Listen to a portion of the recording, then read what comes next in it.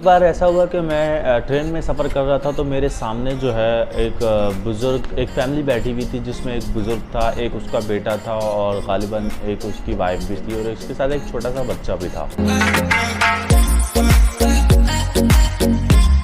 अस्सलाम वालेकुम नाज़रीन, मैं हूं आपका दोस्त हसनैन सिद्दीक़ और आप देख रहे हैं हमारा चैनल HS वीडियो। मैं आज आपके साथ फिर हाज़िर हुआ हूं एक और किस्से के साथ जो कि मैं समझता हूं कि ये भी किसी न किसी के साथ ज़िंदगी में कभी न कभी हुआ होगा या किसी ने अपने आसपास देखा होगा इसे। एक बार ऐसा हुआ कि मैं ट्रेन में सफ़र कर रहा था तो मेरे सामने जो है एक बुज़ुर्ग एक फैमिली बैठी हुई थी जिसमें एक बुज़ुर्ग था, एक उसका बेटा था और ग़ालिबन एक उसकी वाइफ़ भी थी और उसके साथ एक छोटा-सा बच्चा भी था।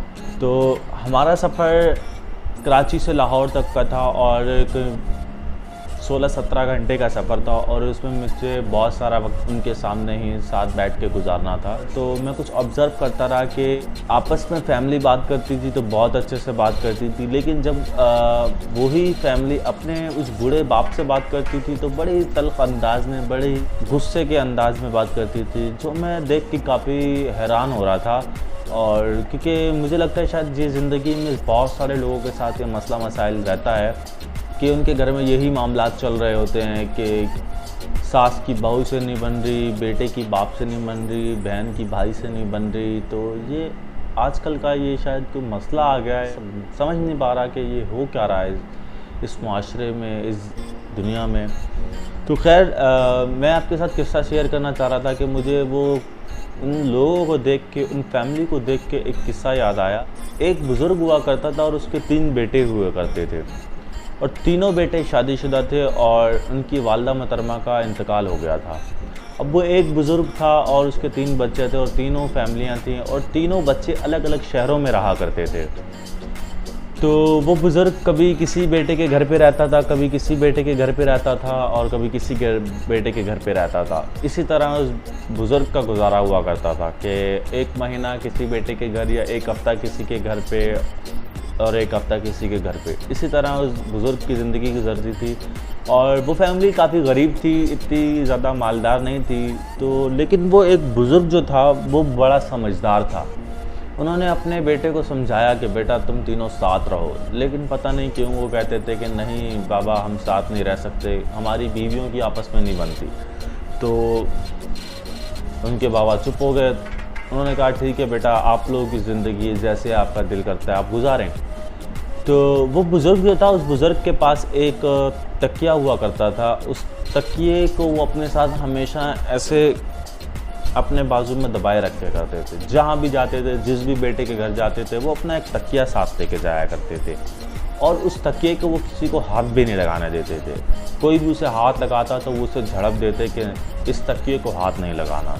चाहे उसके बेटे, चाहे उसकी बहुएं, चाहे उसके पोता पोती, किसी को उस तकिए को हाथ नहीं लगाने देता था। तो वो जब भी अपने एक बेटे के घर जाता था तो उसे जो है बहुत इज़्ज़त मिला करती थी। उसकी बहू जो है उसका सारा काम करती थी, उसकी बहुत इज़्ज़त करती थी, बहुत खिदमत करती थी। बेटा भी बहुत खिदमत करता था और उन्हें लगता था कि शायद इस तकिए के अंदर कुछ माल है, कुछ सोना है या कुछ ऐसे हीरे जवाहरात हैं जो हमारे बाबा हमें हाथ नहीं लगाने देते इस तकिए को। और बुज़ुर्ग जब भी हुआ करता था, इनफैक्ट वो सोने के लिए जब सोता था, जब भी कोई और तकिया नहीं इस्तेमाल करता था, अपना वही तकिया इस्तेमाल करता था।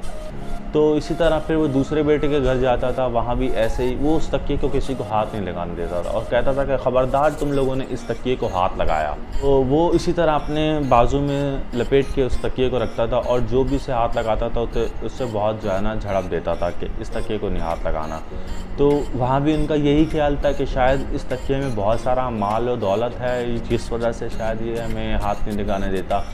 और इसी तरह तीसरे के घर जाता था, वहाँ भी यही सूरत हाल हुआ करती थी।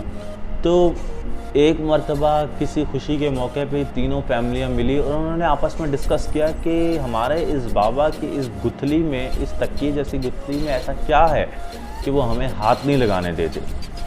तो तीनों ने स्कीम बनाई कि किसी दिन बाबा सोएंगे तो उनके जो है ना सोते हुए तकिया निकाल लेंगे और चेक करेंगे। तो फिर एक बार ऐसा हुआ कि वो रहने के लिए बड़े बेटे के पास गए। बड़े बेटे के पास गए तो ये सबसे पहले तरकीब उनकी बड़ी बहू को आई कि क्यों ना, बेटा भूल चुका था इस बात को, लेकिन बड़ी बहू को याद था कि मैंने ये जो है तकिया खोल के देखना है इसके अंदर क्या है। तो एक मरतबा फिर ऐसा ही होता है कि वो बुज़ुर्ग सोया हुआ होता है और जो है ना बहू रात को आती है और वो तकिया खींचने की कोशिश करती है। जैसे ही तकिया खींचती है तो उस बुज़ुर्ग की आंख खुल जाती है। बुज़ुर्ग की जैसे ही आंख खुलती है तो उन्होंने वो बहुत मतलब खौफनाक निगाहों से देखते हैं और उन्हें मतलब उनकी बहू को डर लग जाता है कि बाबा ने देख लिया ये। तो फिर वो उस तकिए के नज़दीक नहीं आती। तो वो फिर गुस्से के मारे रात को उठते हैं और अपने दूसरे बेटे के घर की तरफ रवाना हो जाते हैं। और इसी तरह फिर जो है ना वो दूसरे बेटे के घर रवाना हो जाते हैं। तो वो फिर दूसरे बेटे के घर जाके भी सोते हैं। उन्होंने बताया कि इस तरह जो है ना मेरा तकिया बहू ने खोलने की कोशिश की, मैंने उन सबको मना किया हुआ कि मेरा तकिया नहीं खोलना, लेकिन मेरी बहू ने फिर भी ये हरकत की।